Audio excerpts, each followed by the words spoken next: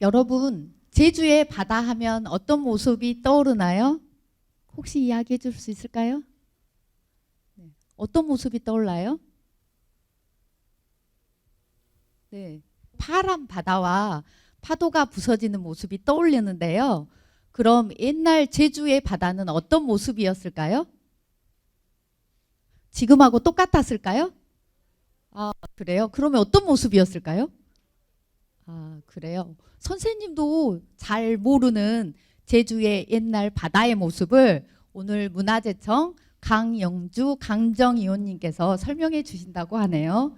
지금부터 강영주 강정위원님을 모시고 강연을 시작해 보도록 하겠습니다. 큰 박수로 환영해 주세요.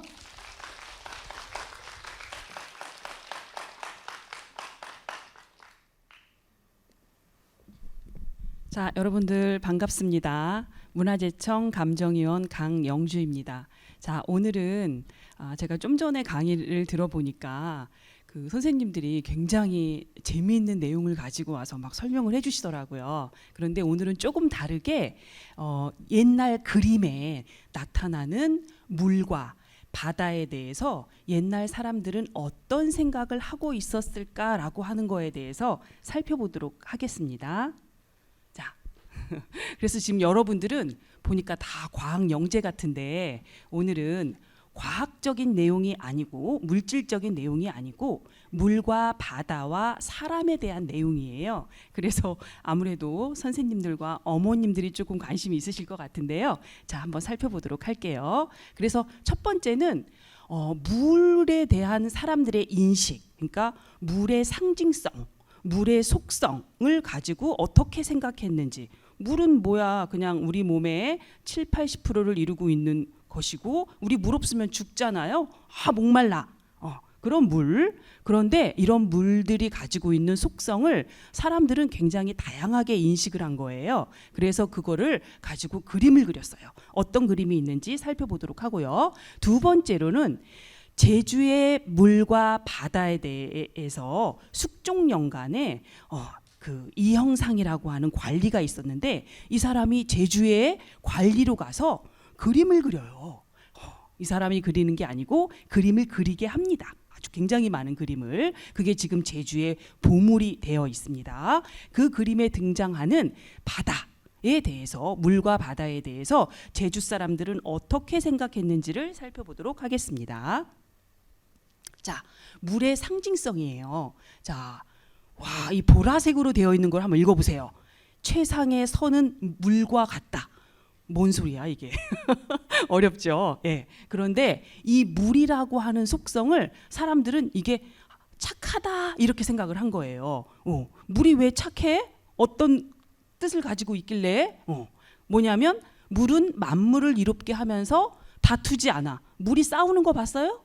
우리 엄청 싸우잖아. 안 봤지? 엄마하고 아빠하고 싸우고 나하고 엄마하고 싸우고. 그런데 물들은 서로 다투지를 않아요. 그리고 사람들이 좋아하지 않는 아주 낮은 곳으로만 다녀요. 가장 밑으로 다녀요. 그러니까 물은 사람하고는 다르구나. 우리는 어떻죠? 자꾸 위로 올라가려고만 하죠. 좋은 학교에 가야 돼. 훌륭한 사람이 돼야 돼. 돈을 많이 벌어야 돼. 근데 물은 그렇지 않다는 거죠. 가장 낮고 더럽고 볼품없는 곳으로 가장 밑으로 다 훑으면서 내려간다는 것이죠. 노자가 얘기한 거예요. 그리고 공자도 뭐라고 얘기하냐면 어진 이는 산을 좋아하고 지혜로운 이는 물을 좋아한대요. 자, 산 좋아하는 사람, 산 좋아하는 사람, 산. 물 좋아하는 사람. 물이 많네요. 여러분들은 지혜로운 사람입니다. 지다락수. 저는 산을 좋아해요. 저는 어진 사람입니다. 자, 이렇게 얘기를 했어요. 그리고 또 뭐라고 얘기했냐면 물이라고 하는 거는 군자의 덕에 비유된다라고 얘기했습니다. 자, 이거 조금 중요한 건데요. 군자의 덕이래요. 자, 그러면 이 군자라고 하는 거는 뭘까? 여러분들 혹시 사군자 알아요? 사군자? 사군자 들어본 적 있어요? 들어본 사람? 아는 사람? 자, 군자라고 하는 거는 옛날 전통 시대에 사람들이 최상의 인격체로 생각하는 인간의 심성을 가진 사람이었어요. 그래서 왕도 군자가 돼야 된다. 그리고 또 선비들도 군자가 돼야 된다. 너네들도 군자가 돼야 된다. 이러면서 선생님들이 막 학생들을 가르쳤거든요. 그런데 그 군자라고 하는 덕이 바로 뭐하고 관련이 있냐면 이 물하고 관련이 있다는 거예요. 자, 그러면 이건 중요하니까 한번 제가 좀 빠르게 읽어볼게요. 두루두루 흐르고 사사롭게 치우치지 않으니 덕을 닮았고 이르면 생명을 살려내니 사람을 살려내잖아요. 물이. 그래서 어짐을 닮았고 낮은 곳으로 흐르며 순리대로 하니 의로움을 닮았고 얕으면 흐르다가 깊으면 헤아릴 수 없게 되니 지혜로움을 닮았고 낭떠러지에 주저없이 흐르니 용기를 닮았고 가는 물줄기로 구석진 곳까지 이르니 성찰함을 닮았고 오물을 받아도 사양하지 않죠. 그렇죠? 우리 응가하고 물을 팍 내리면 물이 싫어 그렇게 안 하죠. 다 받아들인단 말이죠. 그래서 사양하지 않으니 포용함을 닮았고 더러운 곳에 들어가 맑게 하여 나오니 세상을 교화시키는 것과 닮았다라고 하면서 유양이라는 사람이 이야기를 했습니다. 그래서 사람들은 이 물이라고 하는 거가 너무너무 중요한 거예요. 뭐하고 닮았기 때문에 아주 훌륭한 군자, 인격화된 군자와 닮았기 때문에 아주 훌륭한 사람과 닮았기 때문에 그의 물을 그리고 물 속에서 논일고 물을 바라보는 거를 굉장히 중요하게 생각을 했어요. 그래서 이거는 송나라 때 그림인데 물을 그려요. 물 자체가 굉장히 중요한 회화의 소재가 되는 거예요. 우리 물만 그린 그림 봤어요? 한 번도 못 봤죠. 항상 산이 있고 물이 있고 물속에는 물고기가 있고 이런 그림을 그렸는데 옛날 사람들은 물만 그려요. 그래서 제일 저쪽에 보면 황하강의 파도, 물, 양자강의 물, 동정호의 물, 그 다음에 추수의 물, 가을의 물, 겨울의 물, 서울의 물 이런 물들을 다 그리는 거예요. 물이 뭐가 그렇게 크게 다르겠어요? 그렇지만 그 장소에 그 물이 있다라고 하는 거. 그래서 그 물을 닮아야 된다라고 하는 것이 굉장히 강하게 인식되었습니다. 자, 그래서 그렇다면 옛날에 종교가 있었어요. 요즘은 천주교, 기독교, 불교가 있지만 예전에는 도교, 불교가 있었고요. 그 다음에 정치 철학으로 유교라고 하는 것이 있었습니다. 그러한 종교에서는 물을 어떻게 인식했는지 간단하게 보고 갈게요. 물은 용의 공간이다. 자, 우리 용이 산에서 나오는 거 봤어요? 못 봤죠? 그럼 용은 어디서 나와요? 그렇지, 물에서 나와요. 그래서 물 속에서 막 이렇게 막 나오잖아요. 막 구름하고 안개 섞여서. 그래서 용이 머무는 공간이 물이기 때문에 물을 굉장히 중요하게 생각을 했습니다. 자, 그러면 이 용은 우리가 보통은 용은 무엇을 상징하지요? 왕! 누가 얘기했어요? 오, 훌륭합니다. 왕을 상징해요. 그래서 우리가 뭐라 하지요? 임금의 얼굴을 용안이라고 하고, 임금의 의자를 용좌라고 하죠. 왜? 용은 임금하고 같기 때문에. 그래서 이 용이 머무는 이 물의 공간이야말로 임금이 다스리는 굉장히 중요한 공간으로 인식을 했었습니다. 그리고 그렇기 때문에 바다는 신비롭고 굉장히 복된 공간이라고 인식했어요. 보세요. 아주 옛날 그림입니다. 그런데 용이 막 물속에서 그 다음에 막 안개를 막 헤치고 이렇게 막 튀어오르는 그런 그림을 이제 그렸습니다. 그리고 이 그림은 여러분들 한 번 정도 보셨을 것 같은데요. 이 여러분들에서 봤을 때 오른쪽에 있는 사람이 누굴까요? 자, 첫 번째 세종대왕, 두 번째 고종 누굴까? 맞아. 고종이에요, 고종. 고종 황제를 노란색을 그런 복식을 하고 딱 이렇게 앉아 계시는 거잖아요. 근데 그 뒤에 무슨 그림이 그려져 있죠? 누가 얘기했어요? 와, 너무 훌륭하다. 완전히 여기는 무슨 고등학교 수준이네요. 훌륭합니다. 1월 오봉도라고 해요. 그래서 해와 달과 5개의 봉우리가 있고 상서로운 소나무, 그 다음에 흘러내리는 폭포와 물이 있습니다. 자, 물이 흐르면 결국에는 어디로 가지요? 바다로 다 모이지요. 그래서 임금을 바다로 생각하고 골짜기, 시내, 강이라고 하는 거는 군주와 백성을 상징해요. 그래서 모든 물줄기가 다 바다로 모여드는 거야. 그거를 누가 포용하죠? 왕이 포용합니다. 그래서 왕이 앉아있는 자리에 뒤에는 항상 1월 오봉도가 그려져 있습니다. 일반 사람들한테 저런 병풍을 그리지 않아요. 절대. 왕한테만 그려주는 것입니다. 그리고 또 이거는 도교에 신선이 있어요. 신선들은 막 물 위를 걸어 다녀요. 그리고 막 천사를 살아. 너무너무 막 부럽죠. 그리고 막 이렇게 뭐 하나만 먹어도, 복숭아 하나만 먹어도 죽을 때까지 배고프지 않아. 그런 사람들 우리가 신선이라고 하거든요. 그런데 그런 신선들이 이 물 위를 막 걸어요. 이 물이 바로 약수이기 때문이에요. 그래서 이 옛날부터 이 물은 이러한 성격을 가지고 있기 때문에 사람들이 이 물을 그리는 거에 굉장히 성심성의껏 그렸다라고 하는 것입니다. 그리고 이제 불교에서는 물이 굉장히 유연하잖아요. 그렇죠? 여러분들 뭐 색깔이 있는 것도 아니고, 물론 이제 뭐 비쳐서 색깔이 나오기도 하지만 색깔이 있는 것도 아니고, 어딜 가나 물은 모든 용기에 다 담기잖아요. 작은 병, 작은 컵, 큰 대야. 그래서 형태가 없어. 그리고 자기의 그 어떤 그 고정된 생각이 없는 거예요. 그런 속성을 우리가 불교에서는 재행무상이라고 합니다. 그래서 모든 거는 다 변화무쌍하거든요. 말도 안 돼. 엄마의 사랑이 변해요? 말도 안 돼. 내 남자친구의 사랑이 변해? 막 이러면서 막 화가 나잖아요. 근데 아니야. 모든 거는 다 변해요. 변하는 게 진리야. 그게 물이기 때문에 물을 불교적으로 생각해서 굉장히 많이 물그림을 그리게 됩니다.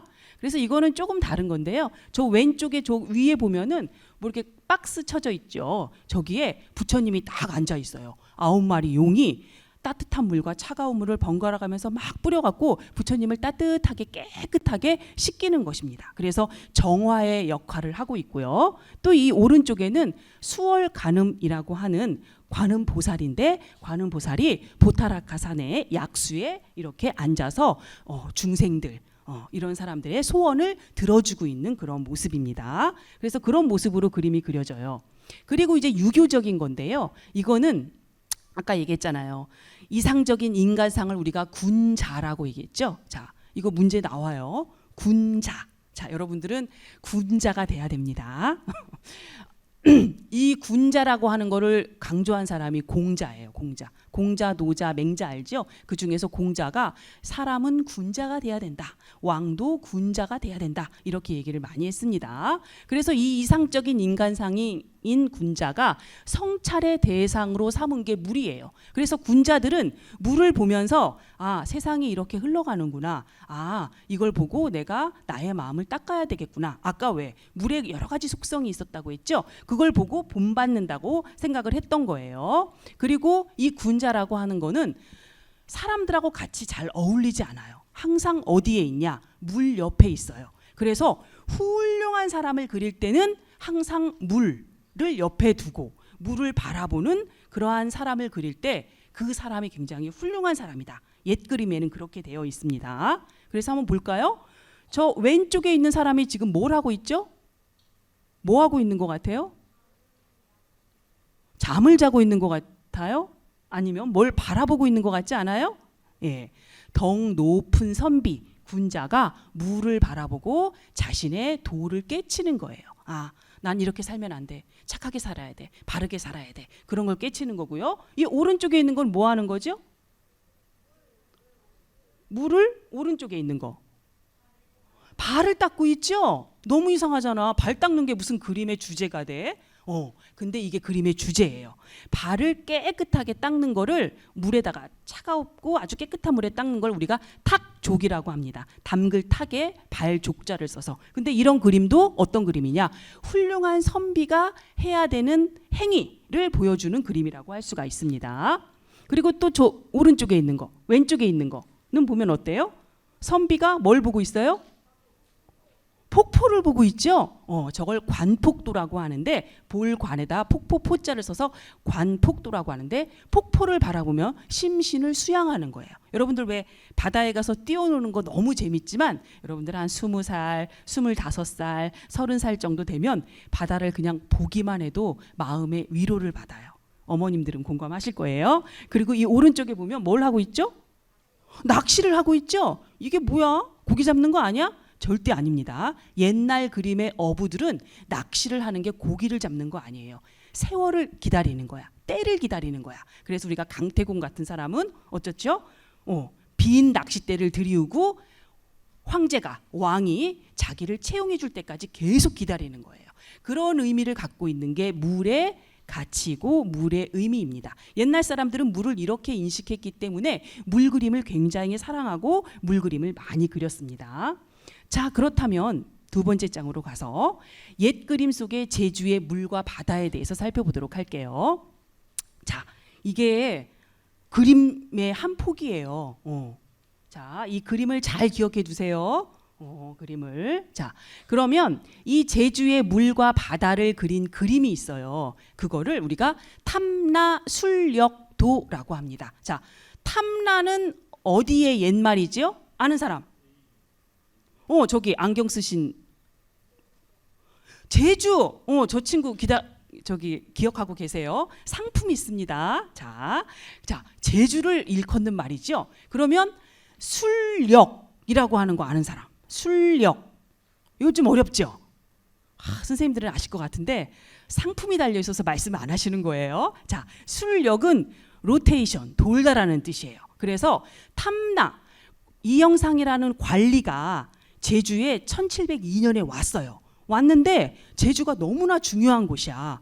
이 남쪽에 섬이에요. 그래서 이 섬이 뚫리면 일본이나 중국이나 이런 데서 이 섬을 뚫고 어디까지 올라와요? 한양까지 올라와서 막 서울을 다 먹어버리는 거야. 그래서 여기를 지키는 게 군사적으로 너무 중요한 거예요. 그래서 아주 높은 선비를 보내요. 그러면은 이 그 관리가 제주를 한 바퀴 쭉 돕니다. 그거를 그림으로 그린 게 탐라술력입니다. 아까 제가 군자 중요하다고 했죠? 이상적인 인간상, 군자라고 했고 탐라술력. 자, 다 시험 지금 문제에 나오는 거예요. 잘 기억하세요. 탐라술력도. 그래서 이 탐라술력도에 이게 한 그림이 아니고 41장이 그려져 있는 거야. 어마어마하죠?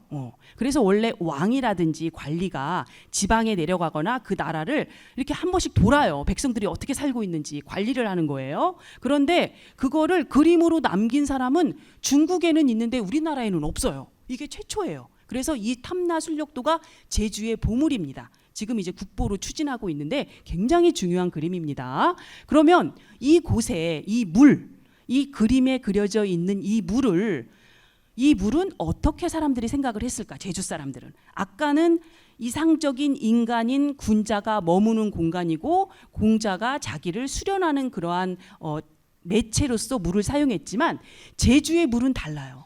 이게는 뭐냐면 생존이야, 생존. 그래서 산과 생활을 담고 있는 제주의 바다에 대해서 탐라술력도를 통해서 한번 살펴보도록 할게요.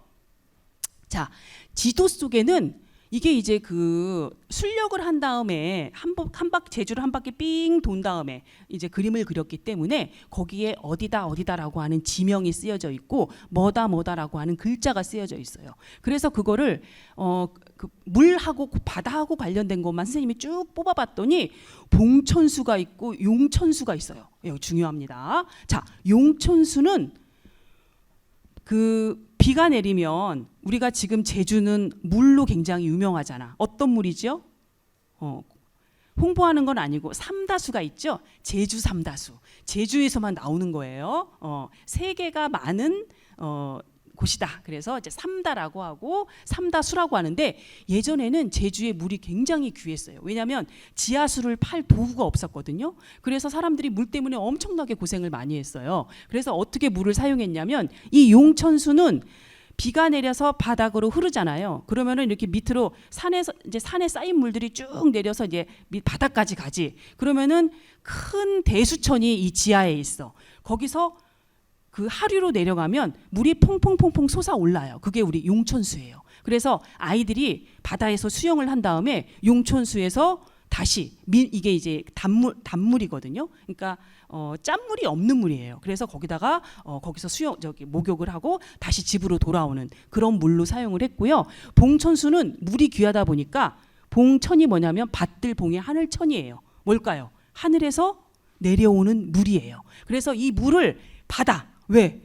받아서 보관해야 돼요. 안 그러면 물을 쓸 수가 없어. 항상 그래가지고 물 때문에 너무너무 고민을 하고 아침에 일어나서 밥을 할 때 물이 없어서 뒤에다가 허벅을 이렇게 메고서 20리터, 30리터까지 걸어가서 물을 떠와서 그걸로 밥을 하고 물을 먹었던 제주 사람들의 그 생활이 있었습니다. 굉장히 중요한 물이에요. 자, 용천수, 봉천수 잘 기억해 두세요.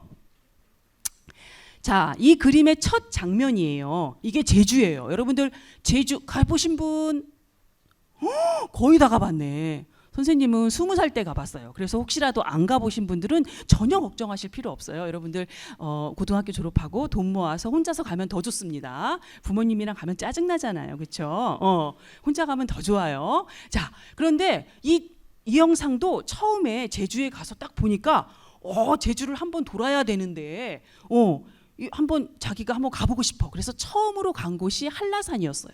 한라산에 올라가서 딱 보니까 제주가 이렇게 생긴 거야. 그래서 화가한테 그리게 시켰어요. 이 그림은 이 영상이 그린 그림이 아니고 화가한테 시킨 그림입니다. 그런데 중요한 건 뭐냐면, 자, 이 그림에서 남쪽이 어딜까요?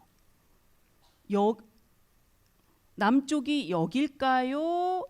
아니면 여길까요? 여길 것 같죠? 아니에요. 위에 맞아요. 엄마들이 역시 선생님하고 엄마들이 역시 잘합니다. 자, 왜 그러냐면 모든 지도와 그림은 항상 임금을 중심으로 합니다. 그래서 임금이 지금 어디 있어요? 북쪽에 한양에 있죠.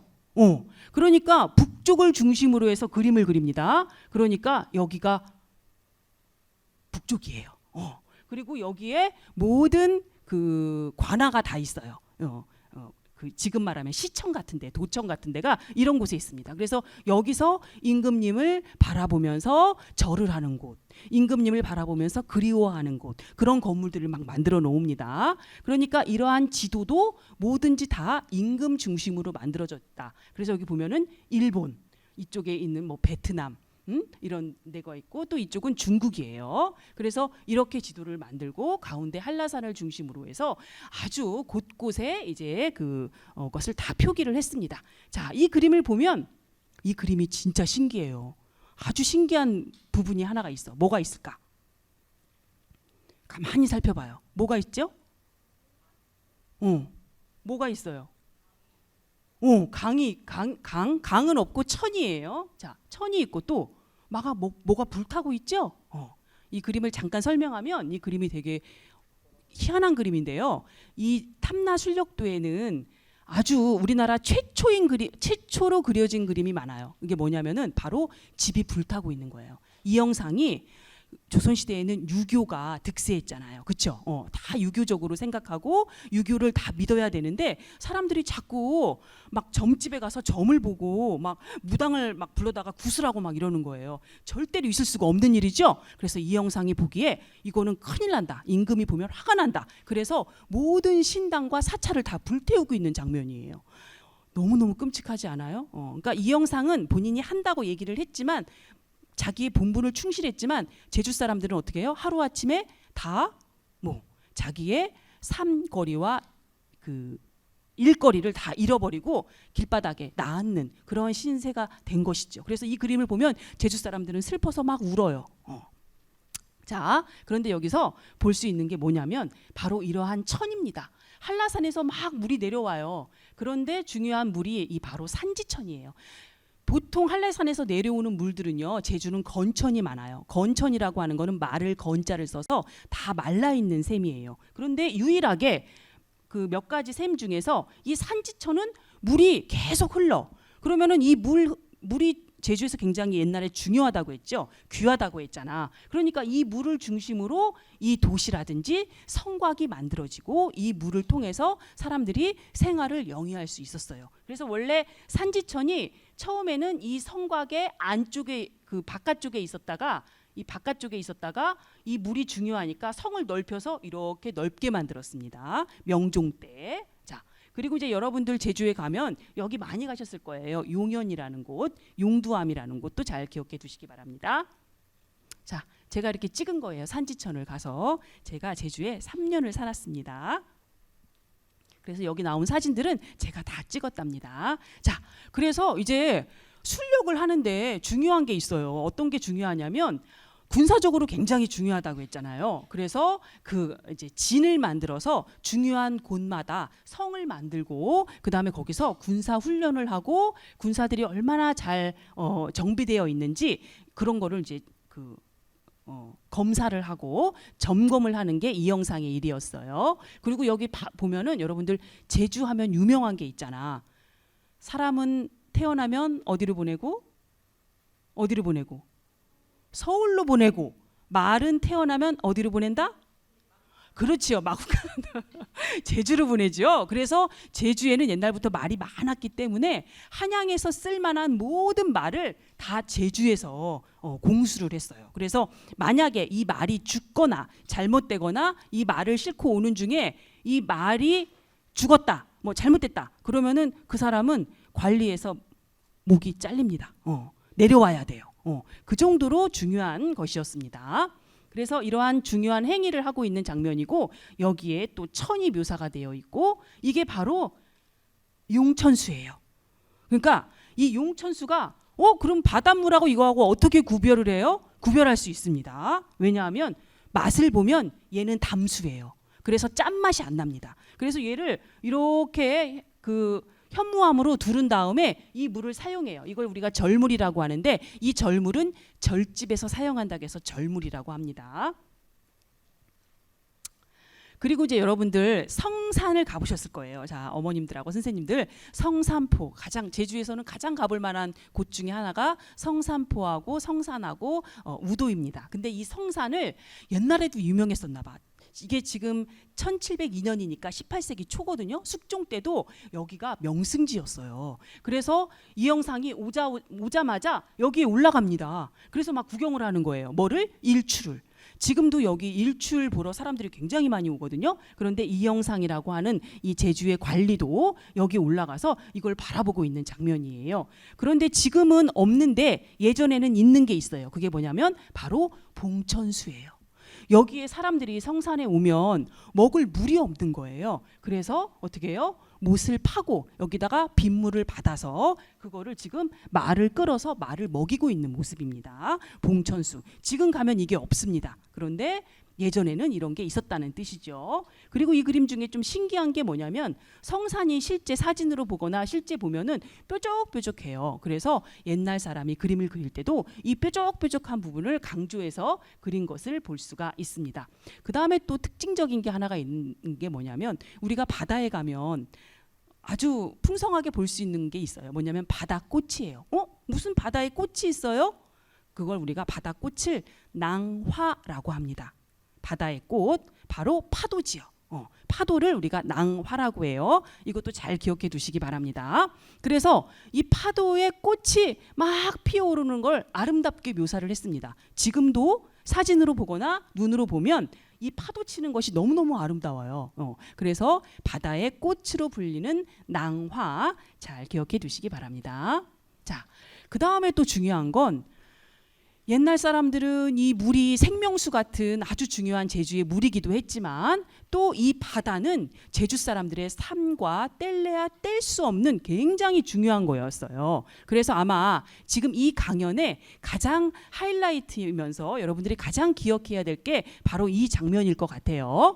바로 이 바다에서 물질을 하는 해녀입니다. 자, 요즘도 해녀가 있을까요? 없을까요? 있다고 생각하는 사람?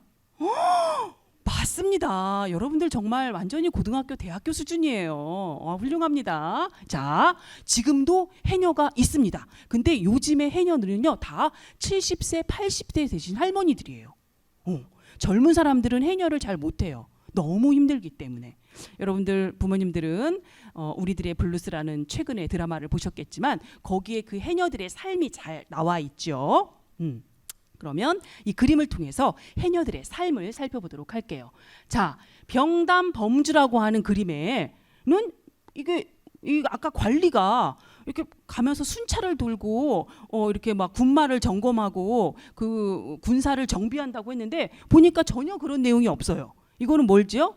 이거는 탐승이에요. 탐승. 자기가 제주까지 왔는데 그냥 가기 너무 힘든 거야. 그래서 아름다운 모습을 유람하고 그 유람을 그림으로 그린 것입니다. 그래서 왼쪽에는 용연이라고 하는 곳이, 아까 용이 뭐 하는 곳이라고 했죠? 용.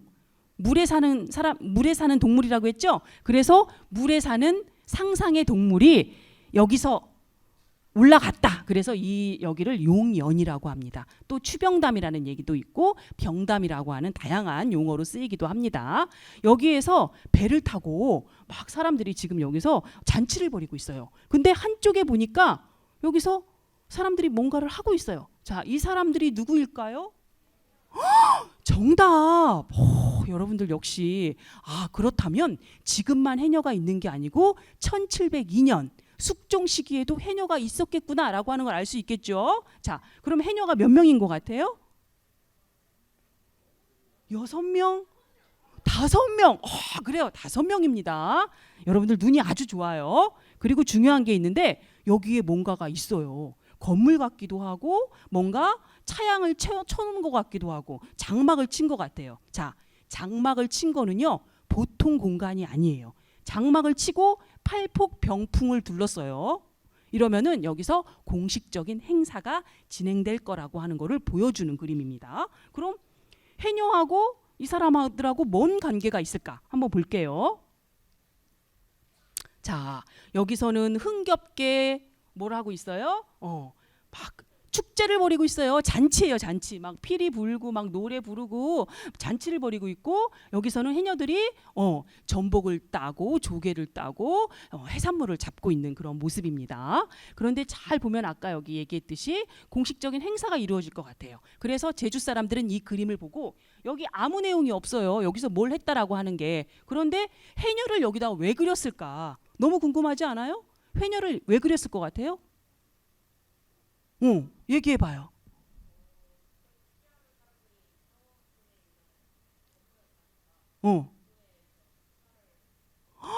역시 와, 이거는 정말 학자 수준이에요. 학자. 박수 쳐주세요. 와, 대단해요. 그렇죠.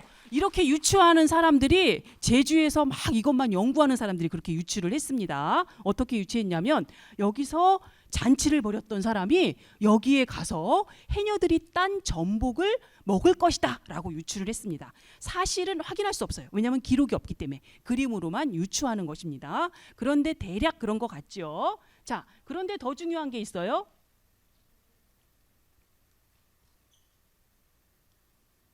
뭐가 더 중요하냐면 왠지 뭔가를 옷을 벗고 있는 것 같은 느낌이 들어요. 자, 너무 웃긴 게 뭐냐면 세종시대 때 기록에 보면 해녀들은 다 벗고 물질을 했다는 거예요. 잠수를 해서 전복을 따는 거를 여러분들을 물질이라고 합니다. 해녀가 물질한다고 해요. 물에서 작업을 한다는 그런 뜻이겠죠. 그런데 지금 보니까 여기 아래만 입고 있고 위에는 벗은 것 같은 느낌이 드는 거예요. 그런데 세종 때만 해도 옷을 다 벗고 물질을 했다고 하는데 지금 옷을 입고 있는 거죠. 세종 때 기록을 보면 사람들이 깜짝 놀라요. 관리가 서울에서 왔는데 아니 여자들이 옷을 다 벗고 바닷속에 들어가서 너무 흉측하구나. 옷을 입혀라.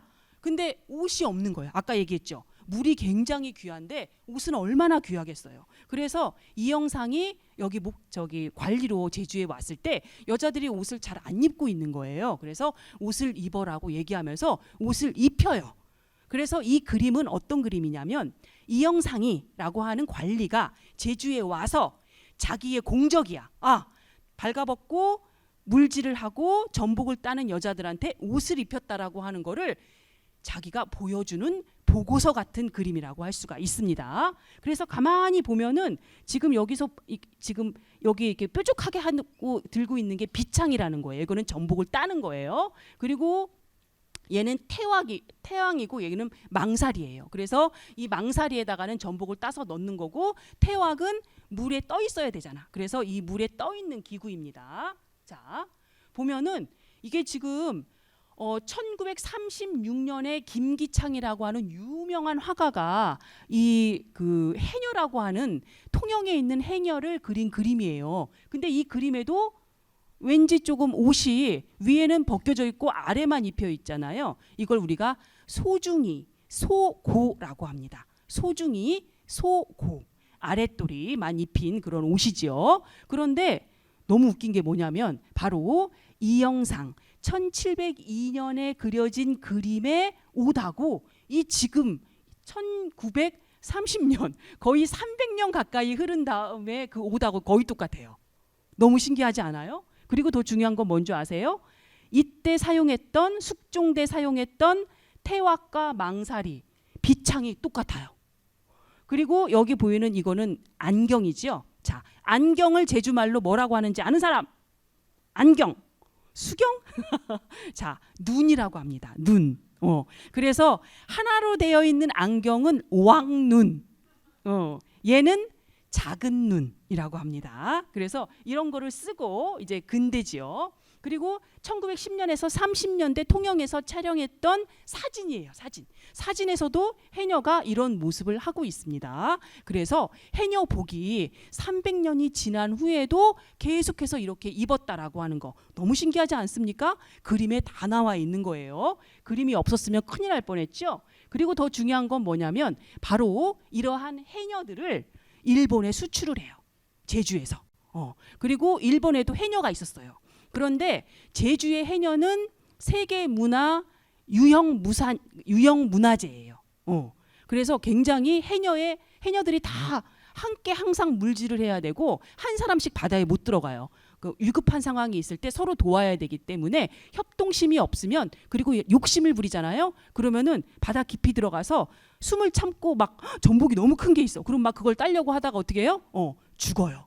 그렇기 때문에 그런 거를 관리해 줄 사람이 필요하고 그거를 갖다가 전부 조직적으로 하는 거를 우리가 해녀 문화라고 합니다. 그래서 제주에서 세계 무형 유산으로 등재를 시켰습니다. 이때 등재를 시킬 때 일본에서도 막 시키려고 막 했었어요. 그래서 막 제주도에 와가지고 제주도에 막 해녀들을 막 연구하고 자료를 가져가려고 했는데 제주 사람들이 잘 막아서 제주의 그러한 그 무형 유산으로 지금 등재가 돼 있습니다. 자, 그래서 이거는 아까 얘기를 했던 거고, 자, 그 다음에 이제 봅시다. 지금도 여기가 너무 좋아요. 네네. 여기가 너무 좋아서 여러분들 엄마랑 제주도에 가면은 여기 공항하고 굉장히 가깝거든요. 저는 걸어서 막 다녔어요. 그래서 여기가 용연이라고 하는 곳인데 그때 가면 봄에 가면 참 좋습니다. 지금도 300년 전에도 배를 띄워놓고 놀았는데 지금도 배가 있어요. 제가 이거 꼭 타보고 여러분들한테 설명해 주려고 했는데 저는 배를 타보지는 못했습니다. 그래서 배를 타고 이제 논이는 그러한 장소로도 지금도 잘 알려져 있습니다.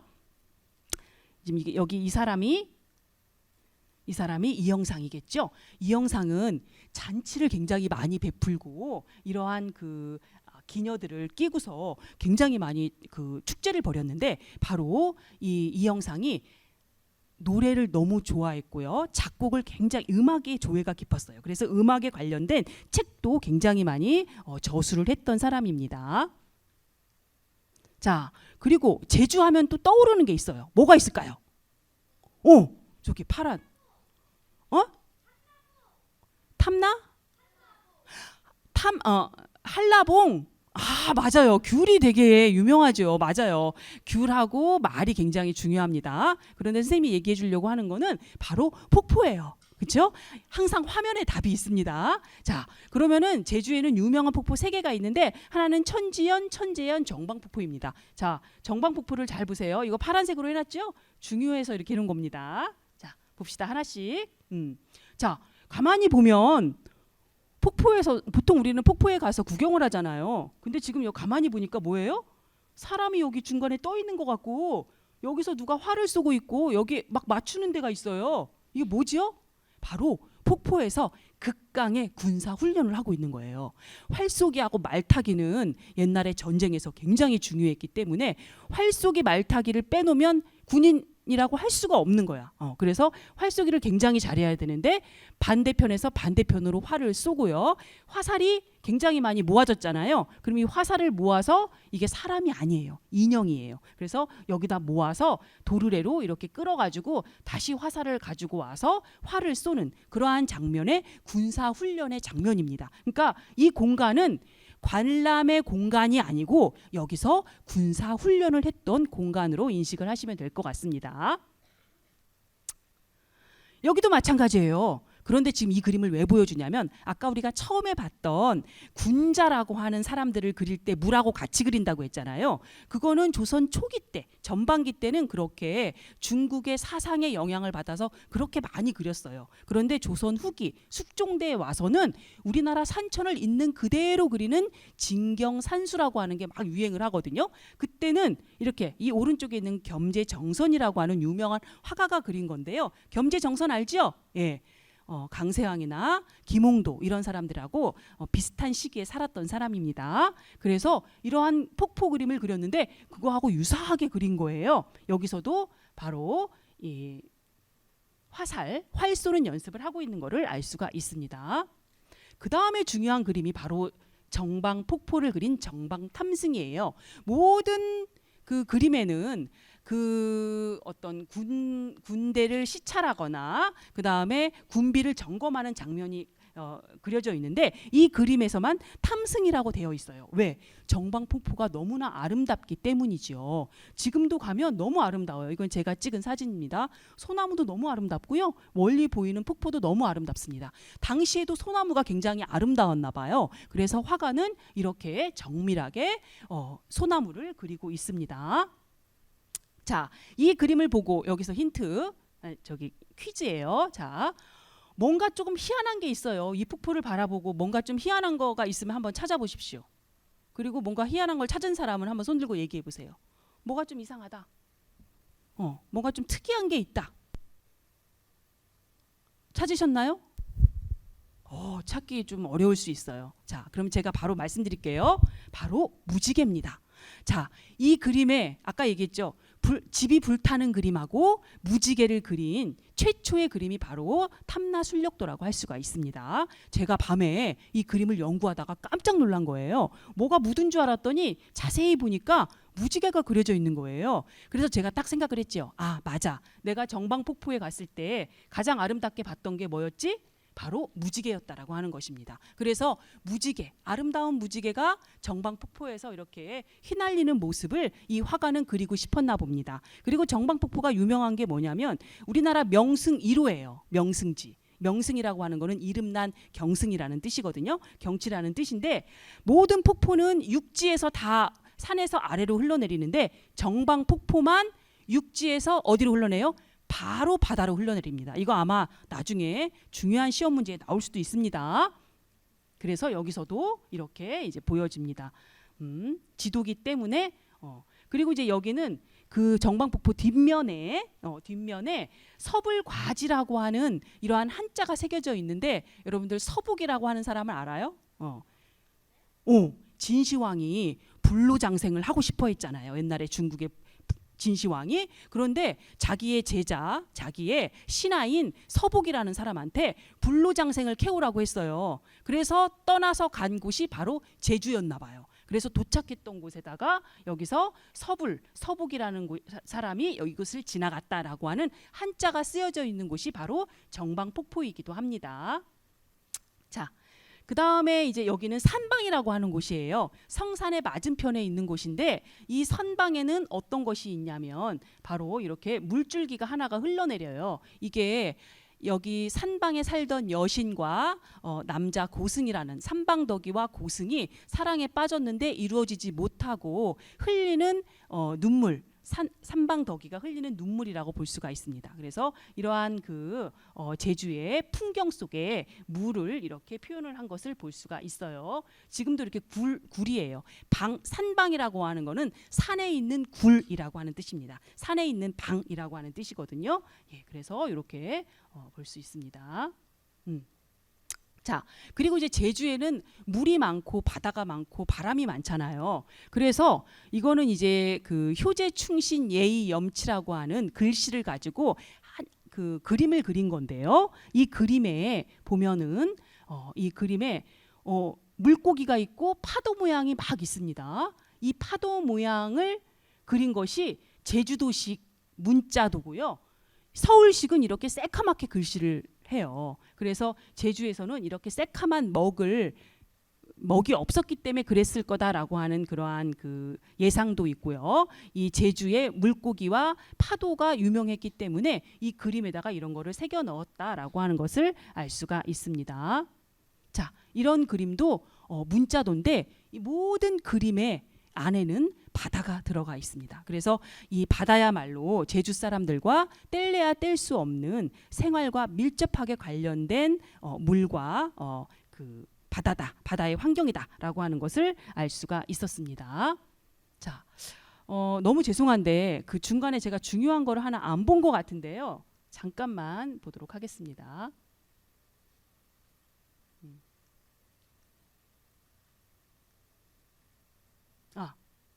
이게 지금 계속 넘어가서 여기를 보면은 이 그림을 어떻게 그렸을까? 붓으로 이렇게 여기서부터 왼쪽에서 오른쪽까지 쭉, 오른쪽에서 왼쪽까지 쭉 이렇게 그리는 거 너무 힘들잖아요. 그래서 제주 사람들은 아까 물도 부족하고 옷도 천이 부족해서 옷도 못 입었다고 했죠. 그런데 뭐가 부족했냐면 붓도 부족했어요. 그래서 어떻게 하냐면 제주에는 대나무가 굉장히 많이 나왔어요. 그래서 대나무를 잘게 쪼개가지고 그거를 먹에다 묻혀서 이렇게 파도 무늬를 그린 거예요. 그러니까 붓은 그 털로 만들잖아요. 동물의 털로. 그러니까 금방 스며들고 금방 좀 그리면은 다시 먹을 찍어야 돼요. 그런데 이 대나무는 길게 아주 천천히 스며들고 오래오래 쓸 수 있는 거야. 그래서 왼쪽에서 오른쪽에서 왼쪽까지 쭉쭉 그어서 파도를 그려도 전혀 먹이 닳지 않는 그러한 장점이 있습니다. 그래서 이게 대나무예요. 그리고 여기를 잘게 쪼개서 붓으로 만든 거고, 이것도 청동기 안에다가 이 대나무를 넣어서 만든